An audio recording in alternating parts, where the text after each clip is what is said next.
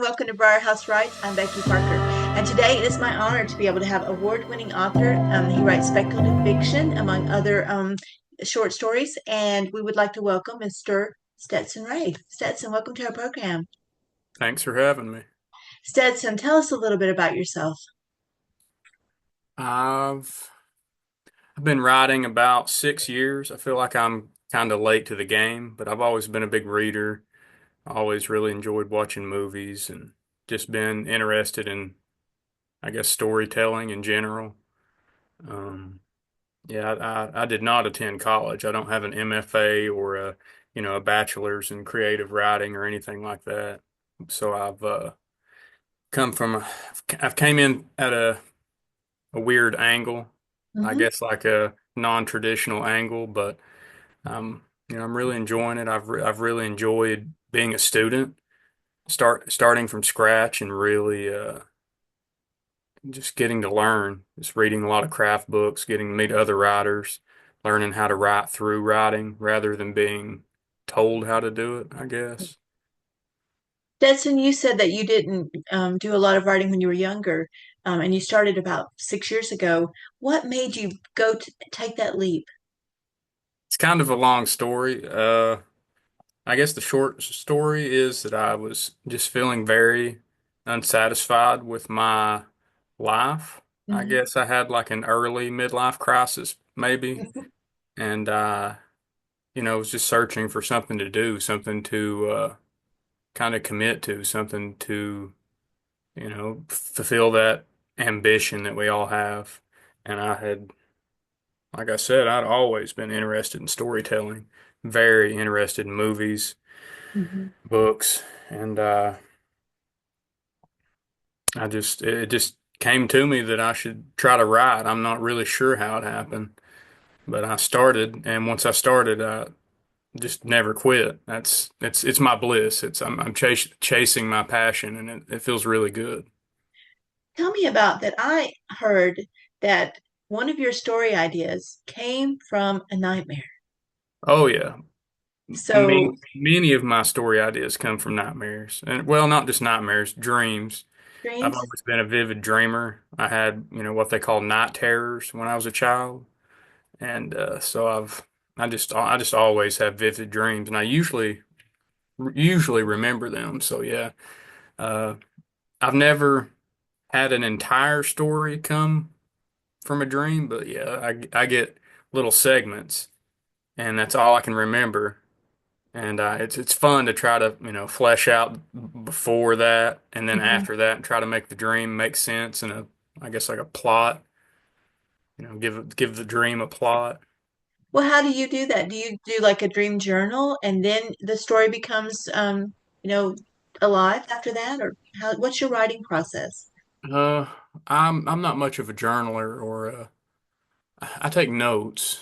I'll if I have an idea, like I think like most writers, I have a extensive idea folder in my phone, and I'll make notes like that. But usually, if I get if I have a dream that's powerful enough for me to think I'm going to write it, then Hmm. I don't really have to do much. I just have to sit down and start working. Well, I know that you write short stories and you write, you're writing novels and also screenplays, which is really different from the other two, but a lot of novels become screenplays. How do you balance your time to be able to devote enough research and different things like that? Like, what is your process for that? Well, I'm kind of a lazy writer in the sense that I'm not much on research. I kind of just make it up as I go, and then uh, I have friends and other writers read my work and tell me that this isn't right or stuff like that, and I do my research afterwards. I like to really dive into something, really get the ball rolling, really stay with it. Um, but yeah, I mean, it's always any artist or any person doing anything, it's so difficult to find a balance. It's uh it's really about routine. You have to you have to set aside time for it. You have to make time for it because the world is not going to make time for you to create art. You have to schedule it. you have to be selfish about it. You gotta put up boundaries. You'll have to ignore people, ignore other commitments. It's just this, it's a solitary pursuit, and you have to be willing to be alone and do it. What are the topics, especially the hard topics? What do you cover when you write and that really capture your interest? Uh, I do enjoy writing about the things we're not supposed to talk about. Mhm. Suicide pops up in my work. Like probably every third thing I write has there's something to do with suicide. I write a lot about God and faith and lack of faith and uh, I Ghost. say again. Ghost. Yeah, I write about ghosts. I'll let you in on a big secret that appalls some people's. I write about ghosts. I like scary stories, but I don't believe in ghosts. Oh But man. Some people are going to be so disappointed, like he's writing, but he doesn't believe.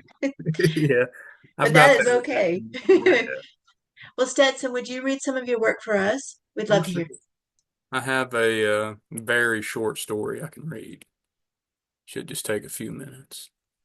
This is called Stars, and it was originally published by Pyre magazine maybe 2 years ago. Okay. Lucy didn't have much, but she had a book. Every night, Lucy's mother read her the book and let her see the pictures, which showed colorful images of stars burning bright, asteroids roaring through space, and faraway planets where no human had ever been. What stars? Lucy asked her mother one night when they were halfway through the book. They're like the sun, but farther away, her mother answered.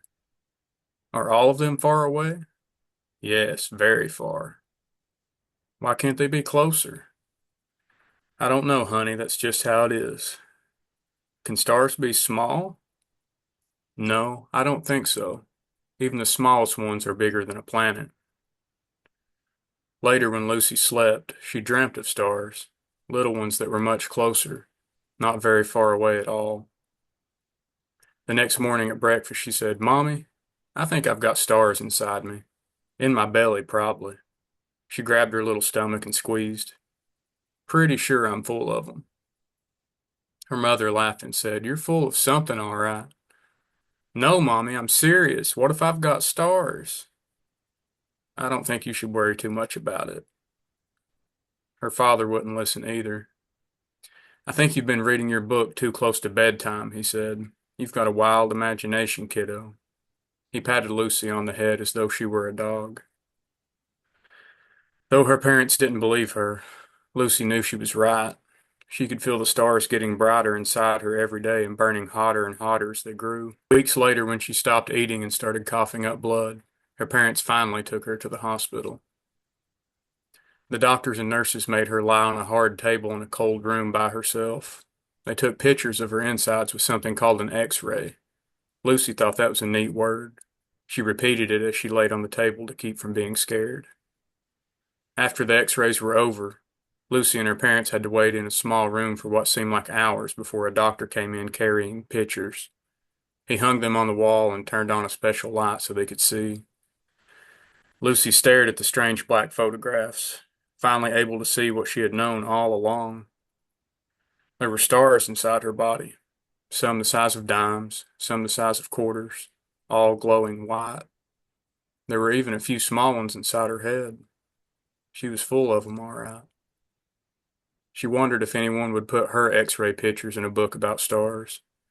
She hoped they would. Her parents were both crying and shaking, but she didn't understand why. What's wrong, Mommy? Lucy said. I told you I was full of stars.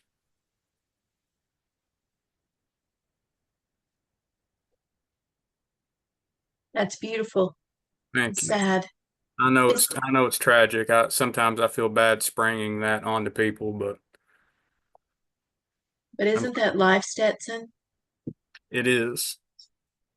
When you are writing something that is so hard, how do you want that impact to be upon your readers? I always worry that people think I'm writing. I always worry about being exploitative. There are people that have gone through, the worst things than any writer can imagine Mhm. and are still going through them. it's a fine line. You want to give people a fresh insight into the human condition and show how beautiful and tragic life can be, but you don't want to beat somebody over the head with needless tragedy.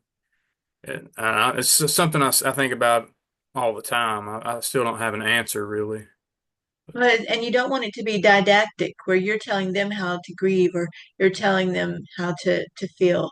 And I love the fact that you did it from the perspective of a child and what she wanted, and what she knew to be true and what the adults couldn't believe to be true. That's very well spoken. Thank you. As a writer, we often have critiques, and for some, it's extremely challenging to show that vulnerability. But you have been the recipient of multiple awards, including the Sue Ellen Hudson Award for Excellence in Writing, the James Still Prize for Fiction, and the Jessie Stewart Prize for Young Adult Fiction. What is the greatest compliment, or one of the greatest compliments that you have received about your writing, and perhaps the stinging criticism that you may have received? And then how do you balance all that and keep moving forward? Um, everybody they people say you have to write for yourself. You have to chase what you're passionate about and pursue your own tastes. But every artist wants some validation. Everybody's doing this. If you're seeking publication, then you want the respect of readers and critics and whoever else. But I've yeah, I can't think of a single compliment that really jumps out. That's really it's really knocked my socks off, and I can't think of a criticism either. I don't know if that's a good thing or a bad thing, but I mean, it feels nice after a reading or somebody reads one of my stories and they tell me, they like some part or they like related to this or that. I mean, it's nice, Hmm. but at the same time, if, somebody like I've received hundreds and hundreds of rejections for my short stories, and it just, I guess maybe I'm numb to it.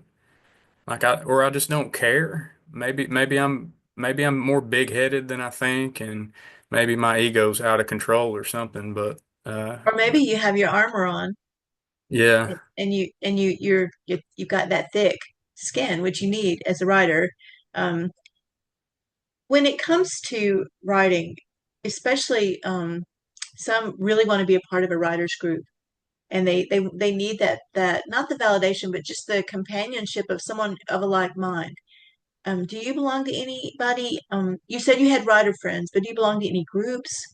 not really any official groups. No, not really. I floated in and out of a few groups, but it goes back to what I was just saying of not really caring what other people think and just doing this like chasing my own vision, I guess, and having my own taste. Like I'm not above feedback, and I'm certainly not above improving. Or like I'll always be a student, but I'm a student to the creative process and to the craft of it. I'm not indentured to any person, and what anybody thinks or what anybody believes. I'm highly allergic to dogma. Like when people start telling me you have to do this or this part has to be like this or the story structure has to be like this, like it just doesn't sit right with me. I would, but anyways, that's very long. No, Right. I love that because so many people are they're at the mercy of someone else's opinion, and they can't if they have a different opinion than the other writer, then they'll change and become a chameleon so that they're accepted by that other writer whose respect they desperately crave. And if that's one thing I've learned in the 2 years that we've been doing Briar House Writes, is that everyone is unique and they need to be able to exercise in their own gym of creativity. I aspire to be an old person who doesn't care. That old people who don't care are my role models. That's yeah. Well, then I'll be your mentor because because that's one thing that at Briar House Writes is we strongly believe in being creative on your own. I wanted to ask you if you could be, because you do write speculative fiction, if you could be a time traveler, where would you go and what would you do? I would go to a lot of concerts. That would be my first thing. I would be very terrified of messing stuff up. So I think I would just stand in the back of many concerts. I would definitely go to see, like, the classical composers and concerts and stuff. I mean, I would probably the first place I would go would to be to see Paganini. That would probably be the first, but I would also, I'd have to go see the Beatles in Hamburg, have to go see Nirvana, like just stuff like that. Go see the Cramps in the 70s, But you things like wouldn't tell them who you are. You would just keep that on the down low. well, yeah, I've seen too many movies. You don't want to mess up the time continuum. Yeah. So when you are working on a project, obviously you have to be alone. But tell us exactly what we talked a little bit about your writing process, but when it comes to writing, particularly screenplays, which are different, I really want to focus on that. Tell me what your process is for writing a screenplay, because that involves so many different aspects of writing that a lot of our readers and listeners don't really know. So can you tell about that? Well, there are two styles of screenplays. There's like a shooting script, which Mhm. has camera angles, and it's like a blueprint of this is how the movie needs to be shot. Like directors, that's a more of an end stage thing. That's what they bring to the set. But what I write, what most screenwriters write is it's more like a book. It's like a novel, but it's just in present tense. And you don't, three parts of any story are action, dialogue, and like exposition. Hmm. And with a screenplay, you don't have any internality. You can't do that. You have to show everything. It's all show. You can't really lapse into a character musing about something that happened. So it's for me it's never been a big issue. I mean, it's difficult to sit down and write a whole screenplay, but uh I mean, if you've seen a lot of movies, that's the key. It's just like if you want to write a book, you just read a lot of books. Hmm. If you want to write a movie, you just watch a lot of movies and sit down and write one or two scenes a day. And that's what I do is maybe one, two, maybe three scenes a day. Then I spend the rest of the day thinking about what scenes come next. If this was a movie, what would I want to see happen next? What would be interesting? When you are writing the dialogue, do you have all of the characters lined up already before you begin the dialogue process and begin the timing of it? How do you do that? No, I would say no. I'm way more of a pantser than I am a plotter. Now, when I start a long project like a screenplay or a novel, I'll write like a one-page outline, maybe 2 pages, but it's more like uh, I don't know, more like a brochure or like just a very loose, very sparse map of where I can refer to, something I can refer to in case I feel lost. Mhm. Like I don't do intense outlines. I don't do character studies really or anything like that. I just like to go. I like to figure it out as I'm writing. Do any of the characters that you are writing about, do any of them surprise you as how they actually come out at the end of the Oh, book or the play? yeah, that's the fun. That's kind of what keeps me going is it's thrilling to see a character come alive and you're typing, it starts to feel like dictation and it doesn't feel like you're in the driver's seat anymore. And I mean that's what you want. I think that's what most writers chase is that feeling of, like the That the story's writing itself? yeah. I mean that's Wow. it doesn't get any better than that. That's what you want. Well, tell us what projects you're currently working on. Right now I have too many pies in the oven. I think like most creative people. I have some short stories in various draft forms. Have some that are ready to submit, some that are rough. I have a few first drafts that I have to write, a few short story ideas. I have right now, I'm about a third of the way through my fourth draft of my fifth novel. Oh, wow. So right now I'm kind of to the stage where it doesn't feel like I'm just playing anymore. It doesn't feel like I'm playing in the sandbox. It feels like I'm working with a real book. So it's starting to get a little bit intimidating. Starting to feel like, it's getting closer to other people reading it. It's not so rough anymore. So right now I'm pretty busy with that. When you are writing your novels, are you thinking about like what agency might be able to publish it, or are you thinking I might go the independent route or the hybrid route of publishing? How do you pick your publisher? I try to not think about that. I would say earlier in my career, I thought about it a lot more, but going back to either me being a fully realized artist or being a huge ego maniac, it's one of the two, maybe somewhere in between, but I just don't care. Like, I just want to write what I want to write, and hopefully it'll land somewhere.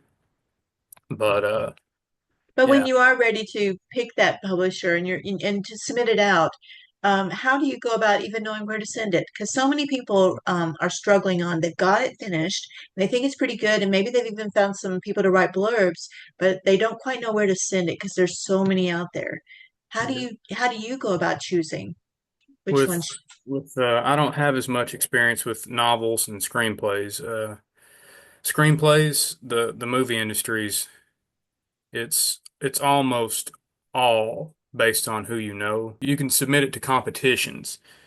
That's still a pretty good route, but you have to win, or you have to still have to write a really good screenplay. As far as novels go, I mean, it's just the query minds. You have to start finding agents and try to find an agent who represents the kind of book you wrote, and just work on that query letter, which is terrible.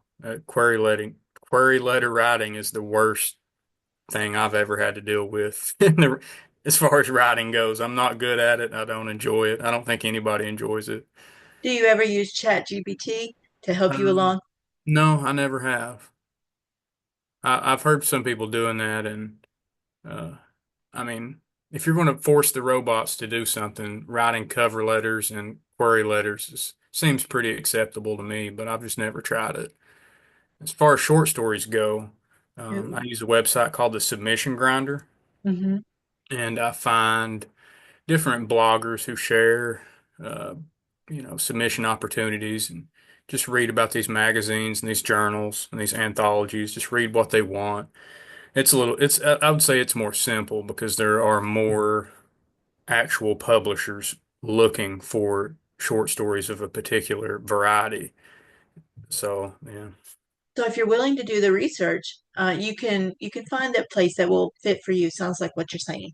Yeah, but it takes work. It takes time. I had to build my own submission list, and it's taken years, and I'm still adding to it. But I'd say it probably took 6 months to a year before I felt like I had a lot of markets to submit to.